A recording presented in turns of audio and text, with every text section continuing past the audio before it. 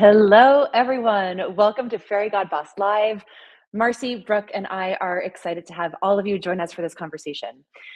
And to start, we'd love to know where everyone is tuning in from today. So you'll see a chat box on the right side of your screen. And if you'd like to share, let us know where you're joining from. Say hey. It's always so fun to see all the places around the world. I see Alabama. I see Wake Forest, North Carolina, Charlotte, Texas, Kentucky, Washington, Chicago, Florida, all these places. Wonderful. Hi, everyone. So glad that you're here. And as you keep introducing yourselves, I will introduce myself. I'm Eloise Aone. I am a leadership coach and a longtime partner of Fairygodboss, and I'll be moderating today's conversation. I'm thrilled to be joined by Marcy Springer and Brooke Bonnell from Zillow. Hi, Marcy and Brooke. Hey, Louise. Happy to be here. Nice. Wonderful to have you. Before we get started, two things. Number one, the session will be recorded and shared via email with everyone who registered. So you can head over your email after this and rewatch and share the video if you loved it. And during the discussion, we love hearing from you. We love answering the questions that you have as well. So you can go to the stage chat on the right side of your screen to send messages and comments and say that you love the things that you're hearing. And then the Q&A tab to send any specific questions you have for Marcy and Brooke, and we'll do our best to answer those questions. And for those of you who don't know, Fairygodboss is the largest online community for women. We have millions of women visit Fairygodboss for jobs, for community advice, career connections, coaching, all that hard to find intel about how companies treat women. And then, of course, events like this one. So let's jump in. Today's event is The Invisible Skills That Accelerate Careers, sponsored by Zillow. So, invisible skills. They're the ones that make working with others smooth and easy. They're the ones that help others see us as leaders. The ones that are hard to measure, or the ones that we don't actually point to when we're trying to understand what has contributed to our success. So things like influencing, collaborating, building trust, listening. These are all such important skills for building a career. And Marcy and Brooke, as we were preparing for today's conversation, you really highlighted how they are increasingly important for being successful in today's workforce. So I'm really excited to dive into this conversation and this topic with the two of you. And to kick us off, I'd love to take a minute or two for each of you to introduce yourselves. We'd love to hear what's going on in your life personally and professionally, and what you do in your role today at Zillow. So, Marcy, let's start with you. Hi, everyone. I'm Marcella Springer, also known as Marcy. I've been at Zillow for almost 3 years. I lead the enterprise onboarding team and the shared services education, so learning and development, talent management. Previous to this role, I led the performance and career development team at Zillow for a couple years. Outside of work, I love time with my family. I have 2 children, a boy and a girl, and I love vintage shopping, antiquing, and national parks. I recently went to Yellowstone last year, and I loved it. Nice. Ooh, I want to hear about that. That's for another conversation, but it's such a cool trip. Awesome. Brooke, how about you? Hi, everyone. I'm Brooke. I'm a senior talent advisor on Zillow's go-to-market recruiting team, where I focus on hiring strategy and building strong partnerships across the business. I spend a lot of my time building or thinking about how we scale teams in thoughtful, effective ways. And outside of work, I love spending time with family. I also have 2 kiddos. So that's really my favorite role, is being a mom to 2 little girls. Really what keeps me grounded.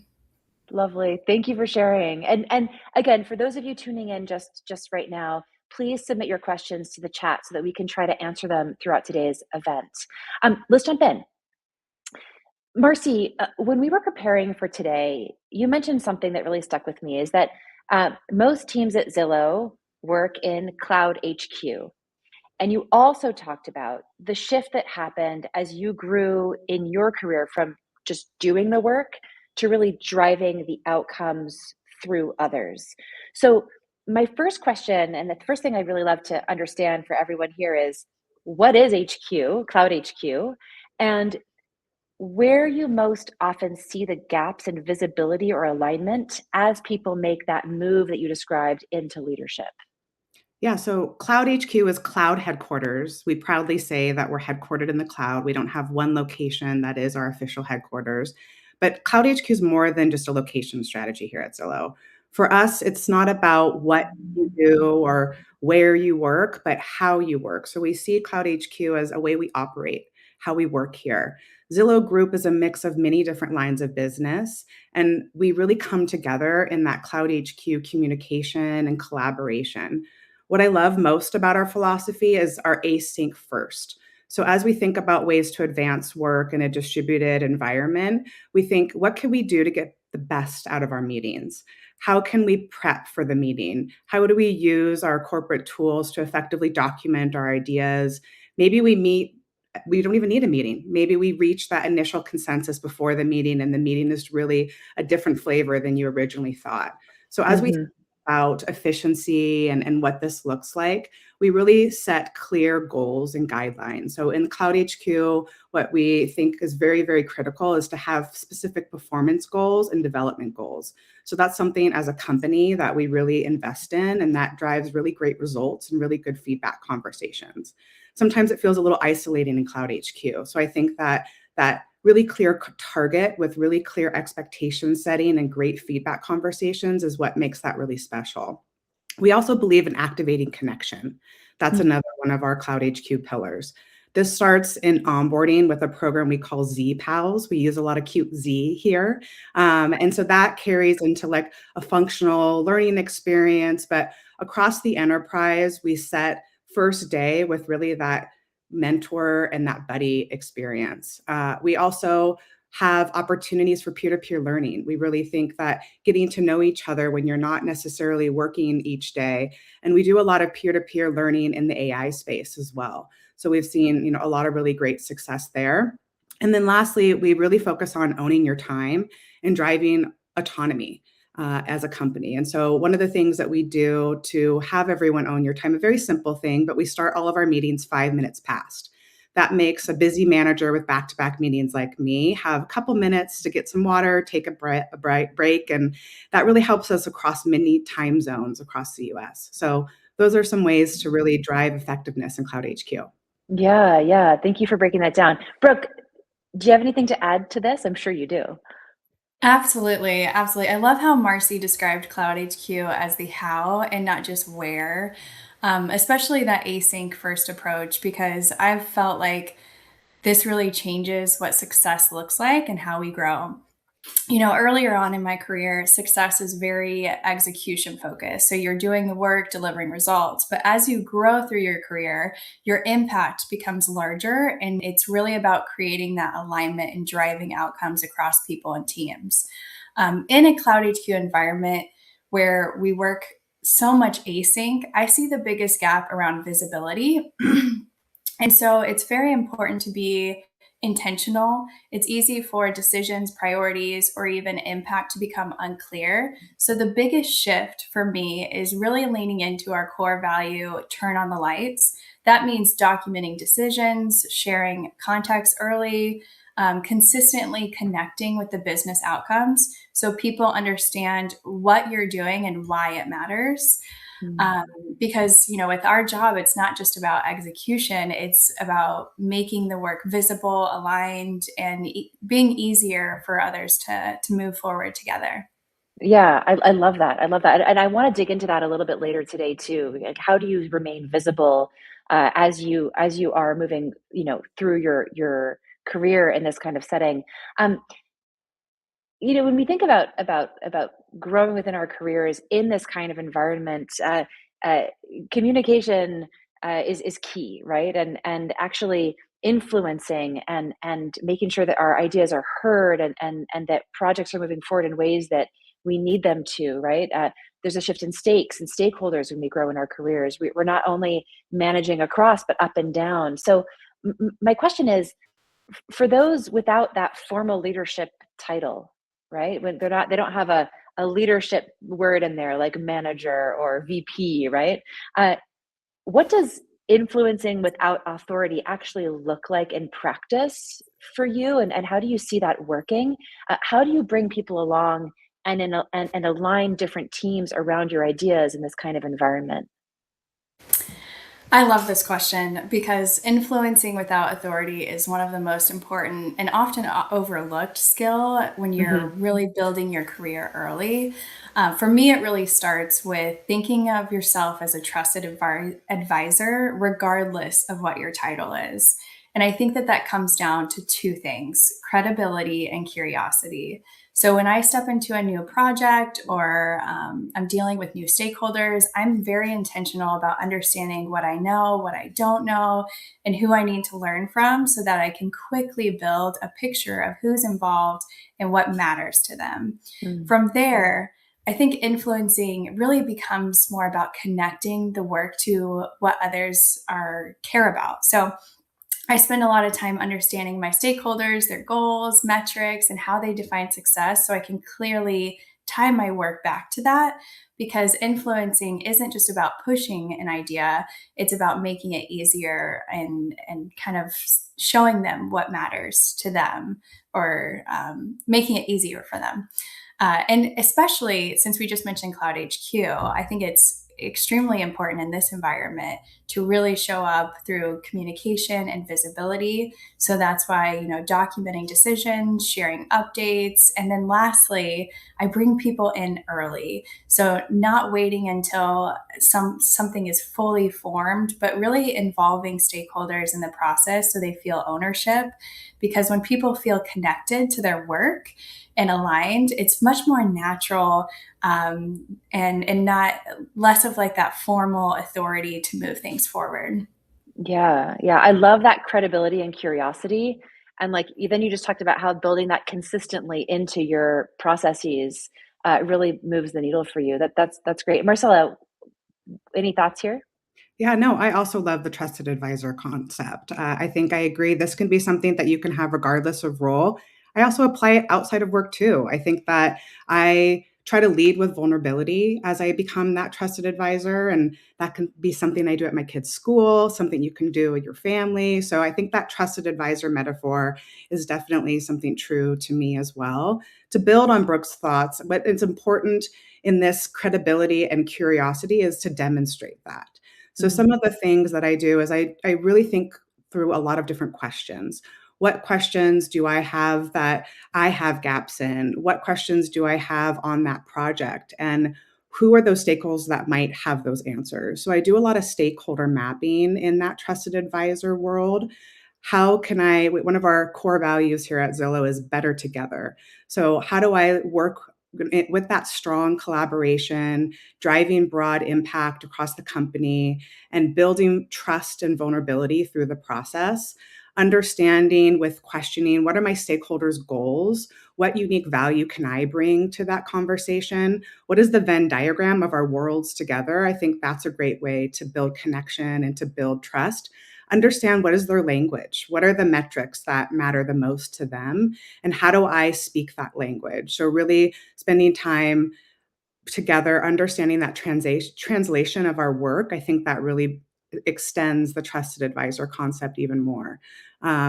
Other things that I like to do is understand how they like to communicate. So I really love audio messages.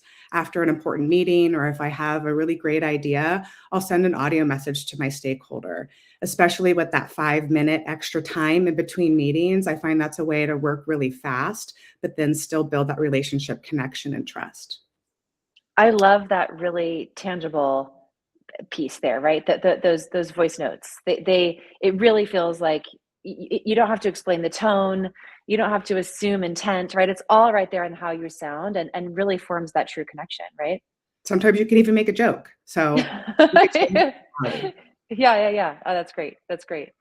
Um, yeah, thank you. I love what I'm pulling from that is like trusted advisor, and that comes with knowing what you're doing, right? That credibility, as Brooke talked about, but then also just taking time, slowing down, and really listening, being curious, understanding where they sit compared to you, and where that Venn diagram is, how your actual goals do overlap most likely, and how everything else can be perhaps softened and talked about. Brooke, I also love how you talk about bringing people in early and soon and building that trust that Marcy also spoke about, like really having people understand that you're on the same team. that takes time and effort, right? And you really just broke that down quite nicely. That it's not just about pushing, but it's about really slowing down and being intentional in that communication. So love those contributions. Uh, when we get past the influence and we're actually succeeding in the goals that we set for ourselves and succeeding in building those relationships and all the things that you're trying to do every day, I'm really curious to better understand how you communicate your impact and how you see impact actually uh, being seen by others in a way that feels meaningful. Because strong work isn't always visible, especially if it's very technical, especially if it's done in this silo, in this part of Cloud HQ, right? So my question is really, how do you translate that complex work into business value around you? And I think my sub question that I'd love to also explore is, can you really share how you use storytelling frameworks within your work, within your pillars, within your teams, things like problem, action, outcome, for example, to really move senior leadership and have them just see and understand and register the things that you're accomplishing? Brooke, can we start with you? Absolutely. So I think for me on this one, translating complex work into a business value comes from a very simple framework. What's the problem? What are we doing about it? And what's changing because of it? Mm, And all of that I really anchor in data. I start with the problem, what's not working today and why it matters to the business. Then I focus on the action, what we're doing differently. And then, most importantly, the outcome, what's actually improved as a result. So, I also think this is where our core value, own it, really comes into play. It's about taking accountability, full accountability, not just for the work itself, but for making sure that your impact of work is clearly understood. Because leaders, they don't need every detail, they need clarity. They need to quickly understand what's happening, why it matters, and what decisions to make. So for me, translating that complex work into business value is really about owning your story, using data to clearly connect your work to the outcomes to make it easy for others to really act on. yeah, nice. Marcy, I see you shaking your head. Yeah, You're I like, love yes. the same great framework. Showing impact in learning and development is very hard. And what I found has worked is similar to what Brooke spoke to, defining a problem statement. And then with that problem statement, mapping outcomes to that problem statement. One of the recent ways that I've done this is using storytelling to drive change with senior leadership on our annual review program. So in my previous role, I ran performance and career development. We were always just rinse and repeat for years, and we never made big changes in the program. There was some hesitation from senior leadership to change such a big program. So as you can imagine, this is one of the most complex across HR, tons of stakeholders involved. And so we first started with that problem statement. What was the behavior change we wanted to drive? And through that, we identified that it was a better manager experience. So that was the language that we spoke to senior leadership. We have a core value called turn on the lights. If you want to learn more about our core values, there's a nice little QR code right there. You can learn all of them. So this turn the lights value, we dug deep into the manager experience and what was that performance processes for those managers. We were very transparent. We approached it with insights and data. And once we were all aligned on that problem with senior leadership, we saw things moving a lot faster. We saw action, we saw openness to piloting and experimenting. So we launched lots of pilots. We looked at different platforms. We moved really fast and we used that manager experience as our North Star. And through that, we were able to make changes that we weren't originally able to make because we really brought those senior leaders along. We involved them in the pilots. We introduced them to the platform so they really could get their hands on and experience it. And that formed an opinion and it built that trust and it moved us faster forward. Yeah, nice, nice. I love that. I love that.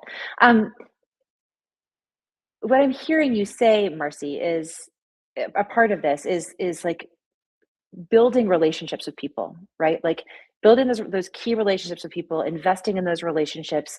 And Brooke, you brought this up too, speaking often and early, right? In the things that you're trying to achieve. And it really makes me think about building connections in a distributed model, right? Where you don't often have the experience of running into a colleague or meeting someone from another team unless it's really planned.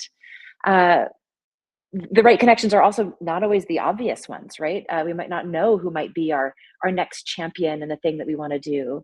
Um, and also, deep connections take time, as we've talked about, right? So there are things like bringing people in early and aligning quickly and building that trust, which is great. But with that, in a distributed model like yours at Zillow, I'm really curious how you specifically go about mapping your network and building trust with key stakeholders that you just don't run into on a daily basis. Marcy, do you want to kick us off on this one? Yeah. So it sounds simple, but I try to have fun with new stakeholders. And one of the ways that I do that is set up virtual coffees. So that's a 15 or 20-minute Zoom meeting. I've used a slide deck of work appropriate, funny would you rathers or this or that. It's fun resources where you can play a game and get to know that new stakeholder. But in the meeting at the end, I close with questions like, what does success look like for you in this role or project? Or what are some goals our team can work together on? What does good partnership in this space look like? So we start with having fun, but we end with a really good results oriented conversation. And so over time, these virtual coffees I've seen have led to monthly one-on-ones with really busy directors that don't really need to meet with me, but they do because I know that they enjoy the conversation we have. It feels very targeted, and that's a good experience for me as a busy manager as well. So I like the blend of getting to know someone while also really having, a targeted conversation. Another thing that really drives me is one of our core values, do the right thing. So when I work with others, when I get to know new people, I really focus on leading and acting with integrity. I found that through role changes, reorgs, even different companies, I end up finding the people that I've worked with in the past. And so I Mm. think leading with that integrity, doing the right thing, that really connects us together. So later in life, when we work together, we already really have that strong relationship. They know my personal brand and they really enjoy working with me. One last tip, really silly, but with my team, we have an icebreaker bot. So in our team channels, when we talk throughout the day, it's an automated function that sends cool questions. What was your favorite cartoon as a kid? Those types of things. And so that's a really fun way to drive more connection throughout the day. Yeah, nice. Which would be that kind of banter that you have at the coffee machine, right? And that's so helpful because I find that in a distributed model, those like more off the cuff moments are harder to create, and that's a great solution for just like making those conversations happen if people respond and if the prompt isn't like meeting the vibe of the day, it'll be ignored or skipped over. But that's great. I love that. I love that. I also love the intentionality behind what you just shared, right? Of like proactively reaching out to people with no agenda, right? And just getting to know them. And then that consistency of how you show up becomes your personal brand. That's really what I heard here, right? And it's like by being consistent and by slowing down and taking the time to meet people even without needing something from them, that builds relationship absolutely for the long term. And people remember that consistency for sure. So love that. Brooke, you've unmuted yourself. I love that, Marcy. And I think I'm going to need to steal that bot on the icebreaker bot. And I completely agree. I think those small moments of connection really matter. Icebreakers are honestly one of the best ways to foster that. Just taking a moment to learn more about the people that you work with and create those connections beyond the work really matters. So I think also Slack, we use Slack and checking in when you just Slack someone to check in is also a great way to do that. And it doesn't have to be about a business need. It can just see how they're doing. But building on that, I think in a distributed model, your network doesn't just happen, you really have to build it on purpose. So for me, I start with the business. I ask myself, who actually impacts the outcomes I'm responsible for? And it's not always the obvious people. So, yes, it's my hiring managers, but it's also my partners in finance, operations, compensation, or other teams who influence decisions in ways you might not immediately see. So I'm really intentional about mapping my network around where decisions get made and where work actually moves, not just what the org chart says. And then I think it comes down to trust, really building trust. A lot of it is the small things, being consistent, following through, and communicating clearly. One thing I found that's really helpful is closing the loop. So if someone gives you a share or some sort of context or question, I really make sure to follow up with them and say, here's what we did with that. It sounds really simple, but it goes a long way in building trust and creating that credibility. Because at the end of the day, when people feel connected as humans and supported in their work, those relationships really stick in a distributed environment. Yeah, I love that last point you made of just closing the loop on conversations. It's something that just naturally happens when we're in the same room because we'll run into each other and it's like, oh, what's the update on that? But it makes people really feel seen and heard and valued when we do take that small step, that 30 seconds of your time to close that loop. So that's a really wonderful, really like specific, tangible thing that can make a huge difference and outcome in a relationship. But Brooke, I want to double click on something that you said. You say that you really ask yourself, who actually impacts the outcomes of the things that you're responsible for.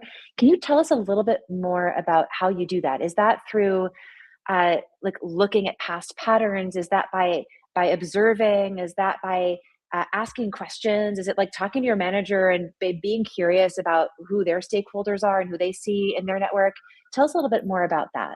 Absolutely. So curiosity is huge, I think, when you're building your network, and it's really looking outside of, so you're not necessarily looking at the org chart.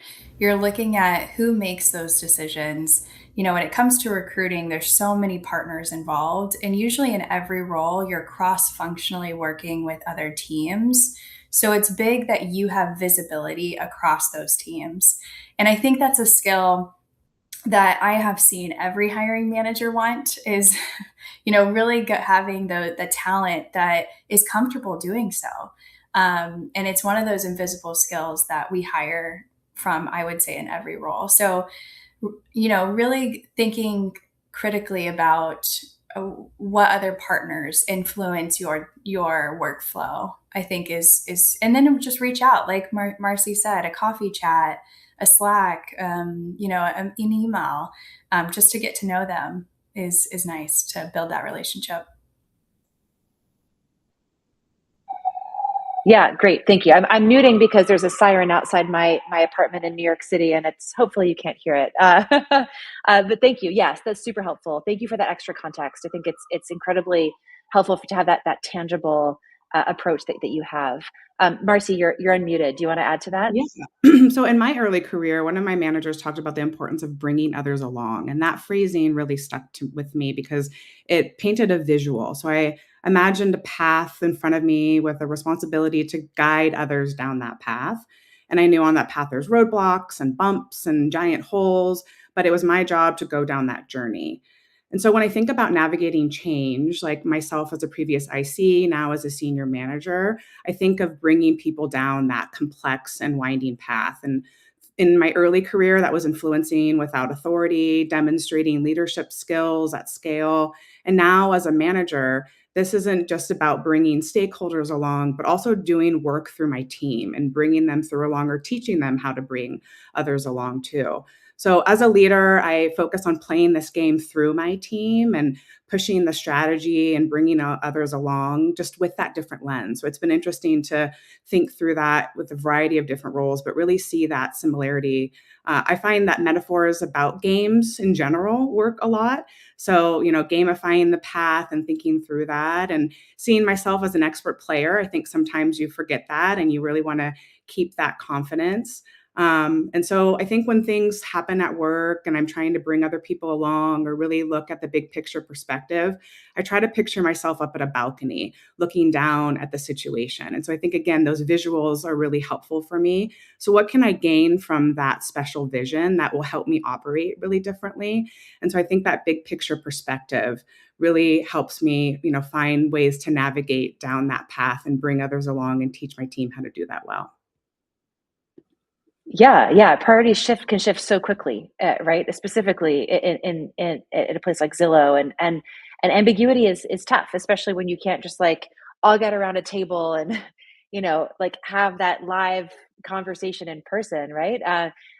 So Brooke, what do you have to add to this? Like, what's a mindset for you? Just like Marcella just described, that helps you like guide others through that change instead of just getting overwhelmed. Yes, I really like how Marcy described that bringing others together along because I think it's such a big part in navigating change.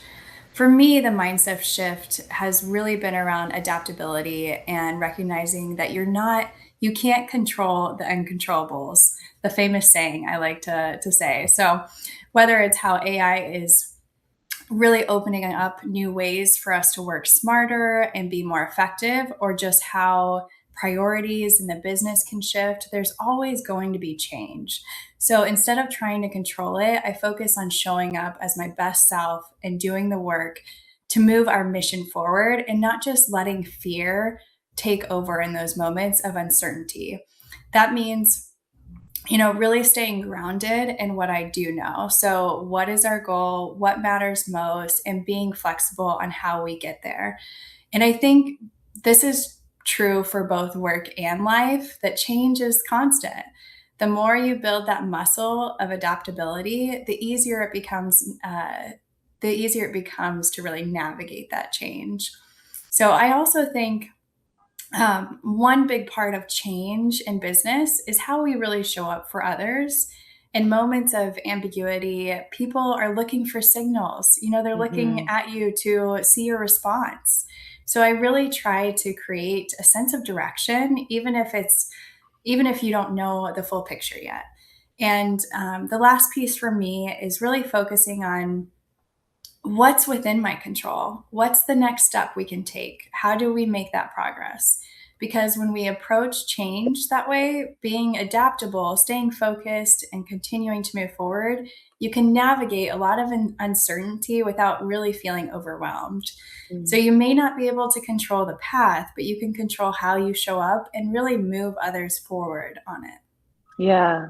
Yeah, nice. Thank you. Thank you. I think it's so true, right? When ambiguity hits, it's like I think we all feel a little lost, but everyone else is feeling lost too, right? So how can you create those small steps of structure that can get everyone kind of on the same train? And even if you have to course correct after, there's at least some forward movement. I love that, Brooke, how you described that. Yeah, thank you. Um, Something we also talked about when we first met is this idea of visibility, right? Of it just being seen, and it's come up in our conversation today in various ways. Uh, you mentioned that visibility isn't self promotion, but it's rather clarity. This idea that um, being heard, putting yourself out there, right? Saying what you have to say in front of others can be difficult for some people. And so perhaps we shy away from it. But in fact, that is part of that generosity, that clarity that we give other people in the work environment and on the projects that we're working on. So I'm curious if either of you can share some practical ways to replace being in the room with others, as we've talked about. Things that come to mind for me are like async updates, or as you said, right, Marcy, like that quick check-in after on Slack with a voice note, or Brooke, you mentioned using Slack in a variety of ways. Maybe it's documenting decisions in a centralized place, but that doesn't necessarily translate to really ensuring that you're seen and that you're heard and that you're visible. So how do you really ensure that your impact is recognized? Brooke, let's start with you. Yes, yes. In a Cloud HQ environment, part of your work is visible. You're sharing updates, you're documenting decisions, you're helping people understand what's moving. But you're right, it is less, the impact is less visible. So it shows up in the systems you Hmm. build and how you enable others to do the work more effectively. I have an example from last year. I helped create a hiring manager hub. So it's an internal source where hiring managers can go and get everything they need about the process. That helps drive everything more consistent on decisions, a better hiring experience without needing me in every conversation. So I also try to, along with the hiring manager hub, I try to really capture feedback along the way of like what's working, what's improving. So there's a clear story over time. And then some very practical piece of it is I make sure that the impact is documented in my goals. So we have, our documented 2026 goals. So not just what I'm doing, but what the outcomes are driving. Since I think in a distributed environment, your impact shows up in both what people can see and what they can experience. So if they're experiencing the work that you've created, that is a huge way of increasing your impact. So it's less about being in a room and more about making sure that your work continues to move the business forward. Yeah, nice. And making sure that it's heard by the right people, right? As you were Yes. saying. Yeah. Yeah, yeah. Nice, nice. Yeah, Marcy. Yeah, to give another example of how we make work visible here in Cloud HQ, we have something we call karma. So if you picture an internal wall, kind of message wall, bulletin board, if you will. And we recognize people with our core values, and that goes to their manager. You can escalate that up, but it goes on their profile on what we call a ZOL wall. So at Zillow, we call ZOL everyone. And so on that ZOL wall, you can see the karma from your stakeholders, your peers, your team. And what we really like about that is it's an opportunity to demonstrate those core values. So as an example, we demonstrate better together after you work really well on a project. Own it. Maybe someone failed and really showed grace and humility. I think we really recognize that ability to own your work and own that next step. And so we recognize that on karma. And so this is a really great documented source of truth that myself as a manager, I often use in performance reviews. We have our team use in self reviews. So it's a way to really understand the impact of your work at scale, and have really great anecdotal quotes that you can use in performance and feedback conversations.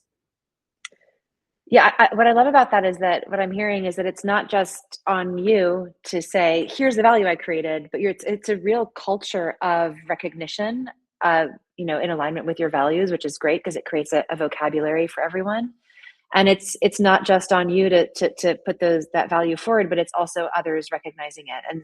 And if there is that vocabulary and that ease to do it, it just creates a really wonderful culture of recognition. And it makes it also easier for some people to say, yeah, here's the thing that I did and how great is that, because everyone's going to be like, absolutely, I'm putting it on the board. Really, really nice. Really, really nice. um, I have a question about the future, right? We've looked at everything that's coming your way, that's come your way up until today, and about these skill sets and these in alignment with these core values that you have at Zillow. Um, I'm curious, if we look forward and if we look into the future of work at Zillow specifically, um, if you were to choose like one invisible skill, right, one of these skills that we're talking about, that you think will become a really valuable asset for professional to master, let's say in the coming year, what would that be?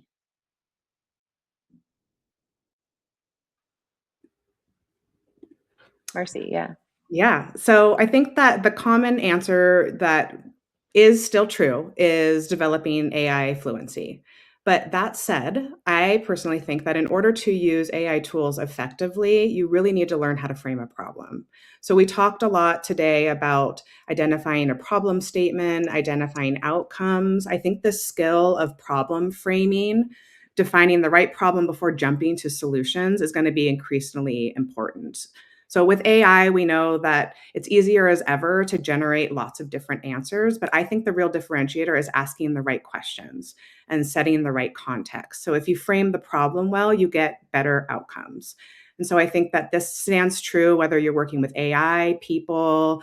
This framing the problem is very, very important.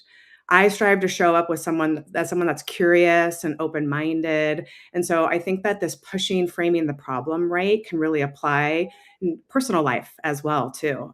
So because I think at Zillow we move so fast, there's such complexity, and so sometimes we get a little bit too far into the solution. And so I think the invisible skill is really spending as much time as you need in the problem, not too much. I think it's a Goldilocks equation there, but I think that with lots of data and insights, you can mix that with the right problem and you can really move forward faster.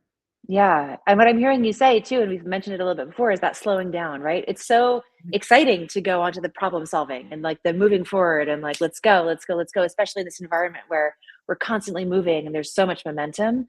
It's hard to slow down and actually make sure that we're clear on what the problem is. And yes, I agree with AI. Asking the right question and identifying the problem is going to be the real different differentiator or a real differentiator moving forward. Brooke.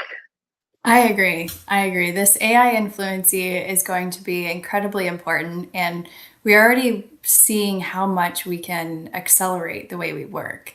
So, building on that for me, I think the invisible problem is really pairing that AI with strong critical thinking Mm, because AI can generate answers quickly, but it's also it's only as effective as the question you ask it and the context you give it. So I've found that it's not just as important when working with AI, it's just as critical when you're working across teams or communicating with other audiences.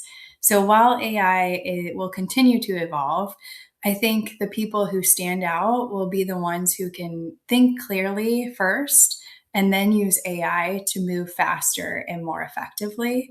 Because in a world where answers are very easy to generate, how you think will become your real advantage. yeah, yeah. Yeah, so true, and hard to do, right? It's what Yes. differentiates, perhaps an individual contributor to a leader, to someone who can actually create alignment and clarity for people. Yeah, yeah, thank you. We have a little bit of time to take some questions from the audience, so let me zoom over there, over here, and see if we have a few questions here. Um, one question that we have is the following: as a people leader, what ways can you intentionally draw out ideas from team members or direct reports who are less likely to speak up, especially in a cloud based environment? I can take that one. Great. So, one of the philosophies in management that really resonated with me was the concept of a servant leader. So I think that I picture myself again with my visuals that my team is in front and I am behind them. I have my hand on their back and I'm pushing them forward. So that is really my philosophy, both to my extroverted and my introverted team members. How can I give them the work, do the work through them, and make that really clear that that is my style? I think sometimes that's a little hard because they like to be told what to do, but I Uh-huh. like to really work alongside them. And I find that in the distributed environment with lots of different types of personalities, I need to adapt my coaching to that style. And I think working alongside them and understanding that in a really deep way is helpful in that space. Yeah, nice. Thank you. Thank you. Brooke, anything to add there? I think Marcy nailed it. Yeah, Yeah, yeah, yeah. Great, absolutely. great.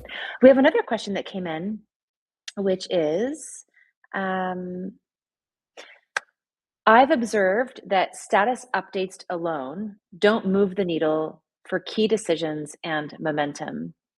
How important is narrative building as an invisible skill for program managers? What skills differentiate someone who simply reports program status from someone who drives alignment through storytelling? Great question. Ooh, okay, so it's a twofold question. I'll take Yeah, this one. I great. think the first one with moving the needle.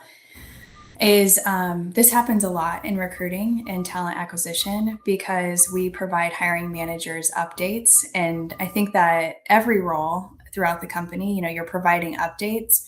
But if you're not giving solutions to those updates or evaluating, you can't just send weekly meetings. You have to kind of diagnose what that update is saying, so that way that person on the other end of that update can fully understand where the problem is there roadblocks, is this normal, does success look like this. So I think it's providing, when you're giving those updates, making sure that there's guidance to it, and showing that person or leader what those meetings or what that update says. And I think the other part of the question, on storytelling. Yeah. How important is narrative building as an invisible skill? Um, Invisible skill for program managers. What skills differentiate someone who simply reports versus someone who can tell a good story about something? So, yeah, Marcy. Yeah, I can take that one. So the program managers that I work with have shown a lot of creativity using AI tools. So I think my short answer is yes. I do think that narrative building is a critical skill for program managers. And I also push you to think through creative ways you can use AI to tell that story. We, as an example, for status updates, we run that through an AI tool and it becomes a podcast. Or you can do really fun visuals to tell a story. So yes, build that story, but use the tools to really have that come to life in really unique ways. Yeah. So what I'm here, Brooke, what I hear what you're saying is always share the so what, right? Sharing a statistic without explaining why it's important to the person that you're sending it to basically puts the work on them, and the status update won't have as much of an impact. And then, Marcy, what I'm hearing you say is like, be creative with how you share that information. A bullet point on a slide is just a bullet point on a slide, but if you can bring that to life for the person in front of you, it's just better communication, right? That's why we tell stories to kids. It's how we storytelling is the most effective way to reach an audience. Uh, Thank you. Those are wonderful answers to that question. There are a few more that I'd love to get to. We have another question that says, any advice for someone who is historically strong with culture engagement, but will soon be stepping into a new environment, hopefully, where they may not immediately know the culture? Oh, oh, You both want to answer this one. I love it. Yeah. Brooke, kick us off. Kick us off. I think Yeah. we could both give advice on this one. And Sure. congratulations on the move. I think when you're stepping into a new culture, you're really becoming a sponge, and listening is so important first. You don't want to walk in with, already preconceived notions. You want to come in with open eyes, open minded to learning about the business and then where their mission and goal is. So I think it's staying very open minded and collaborative. And then doing some of those things that we talked about today about reaching out to stakeholders across the business, learning about who impacts your role, and then creating those relationships will also help with learning what that culture is throughout the company. And I was just going to add, I love questioning. So I think you don't always have to come with the answers. You can really stay curious and ask questions about that culture. I agree. Really lean into being an observer and observe someone that you really admire, that you think is showing really great cultural values and demonstrating skills that you want as yourself as well. And then set up that virtual coffee with that person and observe the culture, but then also have a buddy and a mentor to help you through that culture that you really admire. I love that. We have so many questions coming in, so I'm going to just jump to the next one. Uh, I have a question around how to build a network with senior level leaders, like senior directors and heads of product. How would one tweak day to day coffee chat style networking? Let me take this again. How would one tweak day to day coffee chat style networking to doing it with senior level leadership. Let me see what this question actually is asking. It's saying, I think it's what it's asking is, what's something that you can do, a small thing that you can do on a daily level, that would help build relationships at that level? So I start with their goals. What is helpful at Zillow is we have company-wide goals. So if I'm approaching a senior leader, I first understand what do they want out of this conversation? What's really going to help them? And so I understand what my work can contribute to that goal and then see if there's opportunities in their team meetings. Usually they might have like a 10 or 15-minute window where you can do an update. Start there at scale and showing that you know their business, and then understand maybe someone right below that senior leader that you can build that relationship with and get to know that senior leader. And then, from there, you can develop that relationship. So, what are some of the pre meetings that you can do before the big meetings? Also, EAs are so helpful. Become their best friend if you want to become the best friend of their senior leader. That's gold right there. Yeah, Brooke. I agree with Marcy on this one. She covered that one really Okay. well. Yeah, Yeah. nice, nice, nice. Um, a quick question here, from that came in. When you don't have clear direction, how do you figure out what good looks like? This is a hard question to answer. Yeah, Marcy, I see you nodding your head. Any thoughts there? I wanted to give space for Brooke, but I'll do a quick.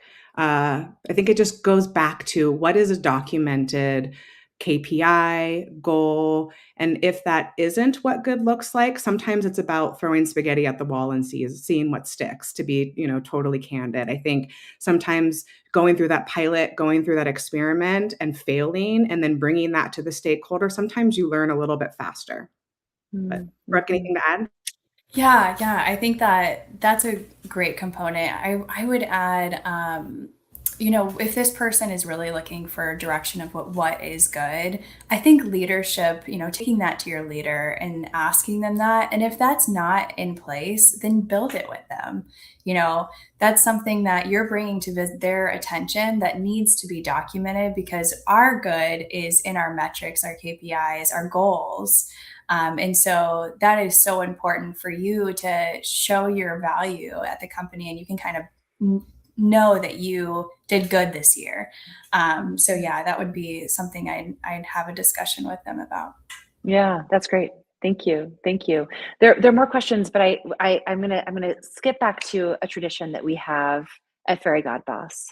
Uh, we have a tradition of asking our friends who join us in conversation, uh, about something that we like calling bragging.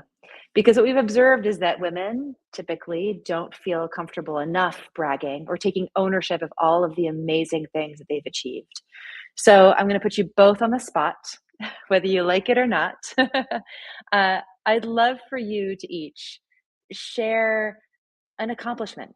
It can be personal or professional or a mix of both, right? We've talked, Marcy, you've talked about how professional and personal approaches in both really influence each other today. Can you share one that you're just really, really proud of? Brooke, can we start with you? Yes. And I know this might be cheesy, but I truly am proud of where I am today at Zillow. Um, the company, the culture really fosters these invisible skills and the exciting mission that we're working on. I'm just so proud to be here. And it makes me very excited for what's next for us. And I think the adversity that I've faced has really built resilience and shapes how I show up in my career. And so I know many people probably, you start your role, and I think that's the one thing I can really brag about is just being here and making it through a lot of those other roles that weren't so fulfilling. And then as I shared earlier in the beginning of the call, becoming a mom to two little girls is by far my greatest achievement. Thank you. Marcy? So for mine, when I started Zillow about 3 years ago, one of my first projects was working on a peer-to-peer AI foundational learning experience. And what I was proud is, flash forward 2 years later, we won an award at a conference for this work. We attended the conference.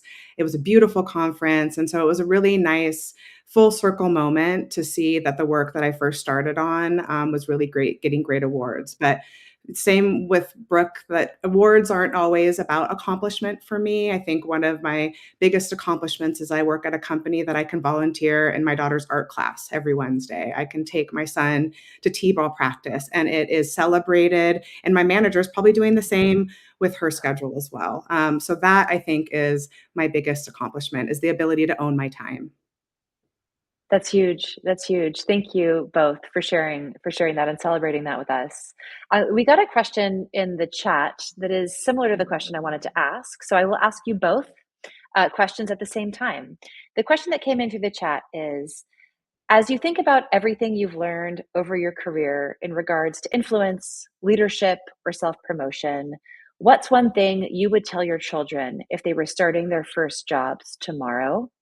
So that's question number one, just to add a little color here. And the question that I was going to ask you, which is most likely very similar, but perhaps different, is what advice would you give your younger self? I can take this first. So my answer is to trust your gut. So I think that that is something that I tell my kids and that I would tell my younger self as well. We also talk about stop worrying so much. We often say, don't say what if, what if something works out? So I think I really try to teach my kids to not worry and to trust that gut. And so I think that those are things that I would those are mantras for me. Mm, nice, nice. I agree. I agree. Not having fear hold you back. And, um, you know, there's so much that you learn earlier on in life that, to be brave, to do the things, to really have that human connection and not let worries or overthinking can stop you. Really go for the things that you want. So that's what I would say to my younger self and kids. Yeah, thank you. And if one of you is inspired to answer this question, how do you think it would have, if you had been able to actually hear that advice Mhm. earlier on in your career, like truly hear it and integrate it and put it into practice? Uh, do you think like, how would it have had an impact on your well-being, on your successes, on how daring you would have been, on where you would have ended up faster or differently? Anything come up for you there? I think it would teach me to be more present. I think that Mm, that's something I'm sure we all struggle with, especially in, our fast-paced world.